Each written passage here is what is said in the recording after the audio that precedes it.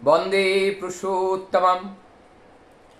आज मैं एक ऐसे महान शख्सियत की बात करने जा रहा हूं जो अपने जीवन में पराजय को स्वीकार कर लिया था और ये भी स्वीकार कर लिया था कि इस दुनिया में प्यार करने वाले, मुझसे प्यार करने वाले शायद दुनिया में कोई ना होगा।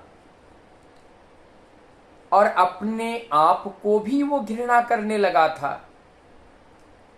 ऐसे एक शख्सियत बंगाल के उस भूमि पर तत्कालीन महान कवि हेम कवि के नाम से ख्याति प्राप्त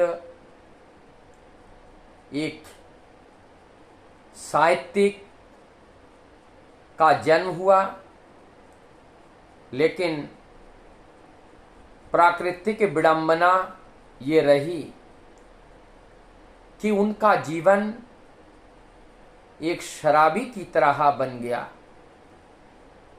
वो बहुत अच्छे साहित्यिक थे, काव्यकार थे, कविताएं उनका बड़े प्रखर थी। लेकिन कमी ये थी, बिना शराब पिए अपने जीवन को वो चला नहीं पाते थे। उनके घर के लोग उनसे घृणा करने लगे। उनके परिवार के परिजन सब उनसे घृणा करने लगे। हेम कवि उन्होंने बहुत सारे लोगों के पास सुनते हैं हिमायतपुर में एक महामानव का आविर्भाव हुआ है, एक प्रेमिक पुरुष का आविर्भाव हुआ है, कोई कहते हैं भगवान का आविर्भाव हुआ है।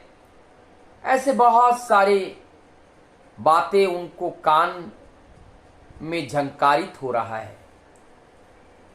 हर दिन ऐसे बातें के सुनने से उनके मन में ऐसा लगा, मेरा जैसा निकृष्ट शायद कोई ना हो। मैं एक दिन देखने के लिए जाऊंगा कि वो कितना दयालु है, कितना प्रेमिक है। मुझे तो अपने घर के भी कोई लोग मुझे प्यार नहीं करता है, बाहर के लोग तो दूर की बात।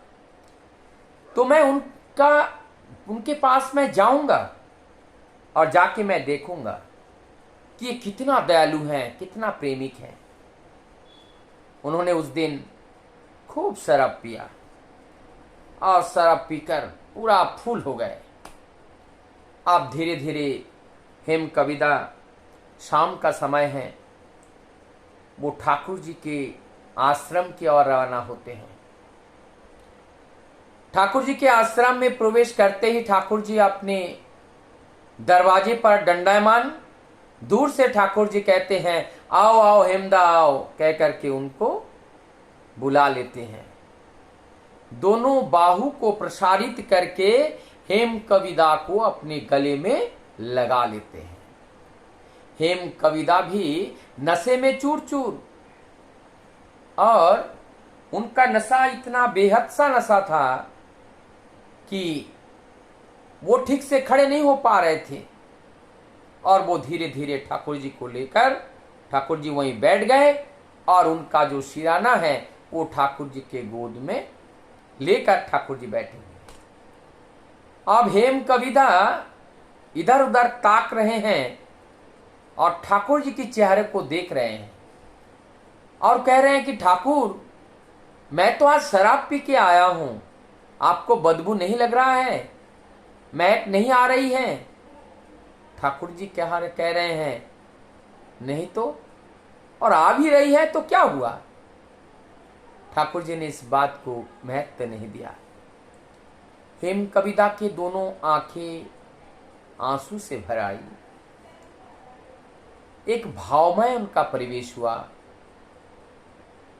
उनका मन कुटीर से एक चिंता भाष्यमान होकर के मस्तिष्क में आया।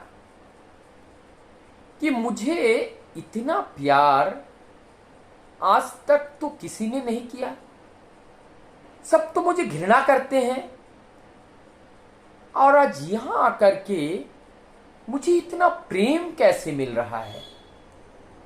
फिर ठाकुर जी को इस बात को बताने की कोशिश करते हैं, ठाकुर मैं शराब पी के आया हूं, उसके बावजूद भी आप तो मुझसे घृणा नहीं कर रहे हैं।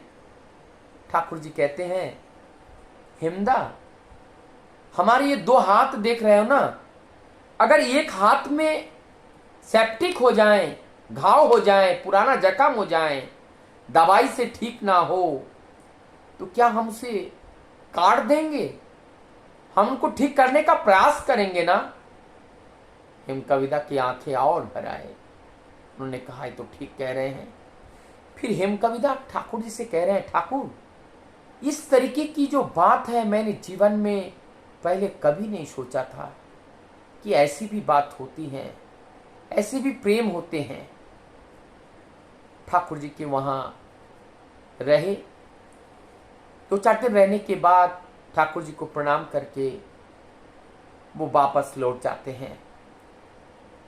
लेकिन घर जाने के बाद उनका मन नहीं लगता है।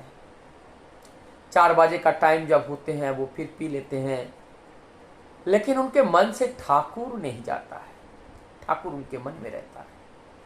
और वो ठाकुर जाने निरंतर उनको प्रताड़ित कर रहा है, उनको जाने खींच रहा है, उनको जाने बुला रहा है कि आ जाओ तुम हमारे पास।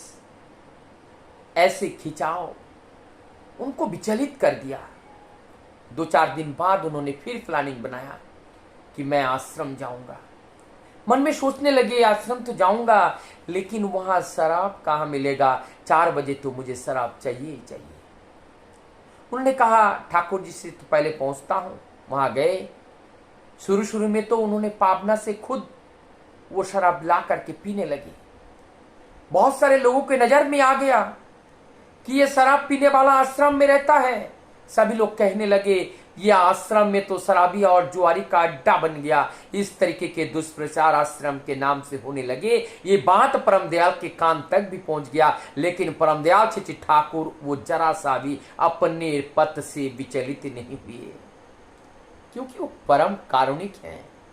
वो जानते हैं, भूत भविष्य वर्तमान तीनों चीज को वो समझते हैं। उनको भविष्य में क्या होगा ये बताना नहीं पड़ेगा, वो त्रिकालदर्शी हैं। तब आश्रम में जाते हैं, जाकर के ठाकुर जी को प्रणाम करते हैं। और हिमदा कहते हैं, ठाकुर मुझे आश्रम में रहने का मन कर रहा है। ठाकुर जी बोलते हैं, मन कर रहे हैं, आप रह लो। फिर बोलते हैं, ठाकुर मैं रह तो लूंगा, लेकिन मेरे तो 4 बजे के टाइम में मुझे शराब चाहिए, बिना शराब के तो मैं नहीं रह पाऊंगा। ठाकुर जी बोलते हैं, यदि मैं तुम्हें रहने के लिए व्यवस्था दे सकता हूं तो तुम्हें मैं पीने के लिए शराब भी पिला सकता हूं, की व्यवस्था कर सकता हूं। और ये प्रतिश्रुति ठाकुर जी ने दिए। तब हेमकविदा सोचे, इससे और अच्छा क्या होगा, आश्रम में रहूंगा और ठाकुर हमारी शराब की व्यवस्था करेगा। रहने लगे, शराब की व्यवस्था होती रही। बाद में ठाकुर जी अपने वो व्यवस्था करते रहे। एक दिन उनको शराब पीने के लिए ठाकुर जी के पास पहुंच गए। जाकर के ठाकुर जी से शराब मांगने लगे। ठाकुर जी अपने डिस्पेंसरी पे जाते हैं, वहां पे जाकर के होम्योपैथिक कुछ मेडिसिन हैं, उसको कहते हैं ये वाला इनको दो, उनको देते हैं, वो पीते हैं। 4 बजे उनको पीते हैं। इस तरीके से देते रहते हैं और वो पीते रहते हैं, और वो नशा धीरे धीरे भूल जाते हैं। एक दिन उनके मन में अचानक आया, यहाँ पे कितने त्रिषित लोग आते हैं, दुखी लोग आते हैं, अपने दुख को लेके आते हैं, कष्ट को लेके आते हैं, आशाहीन होकर के आते हैं, लेकिन यहाँ आकर के परम दयाल के पास से वो आशावान बन के जाते हैं, दुखी सुखी होके जाते हैं। जीवन छिन्न भिन्न जीवन यहाँ आने पे पुनः जुड़ जाता है।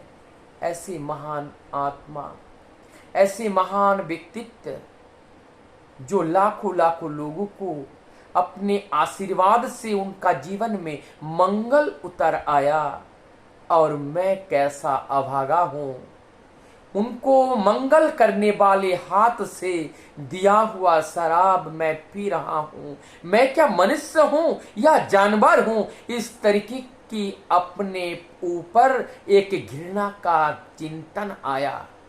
जब ये घृणा का चिंतन आया तो वह अपने आप ठाकुर जी को कहने लगे कि ठाकुर आप बहुत चतुर हैं, आप बहुत वो चतुर चूड़ामणि हैं, क्योंकि आपने हमारी वो जो दुर्बुद्धि है, हमारी जो इच्छाएं हैं, हमारी जो आदतें हैं, वो सारी आदतें को आपने हर लिए हैं और हमारी सारी इच्छाएं समाप्त हो गई हैं। उस दिन वो शराब के गिलास को हाथ में लेकर वो अपने चिरतर के लिए फेंक देते हैं, आजीवन के लिए वो फेंक देते हैं। दोबारा वो शराब ना लेने का प्रतिज्ञा परम दयाल के सामने करके परम दयाल को प्रणाम करते हैं।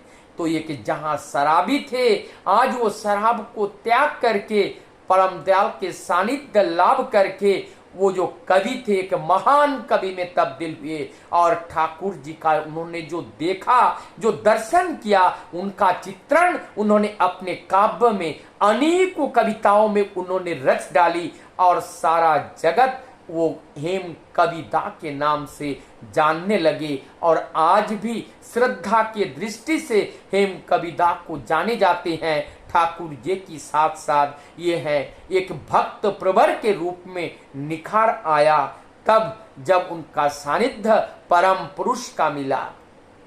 तो लोहा भी सोना हो जाता है जब परस पत्थर से संस्पर्श हो जाता है।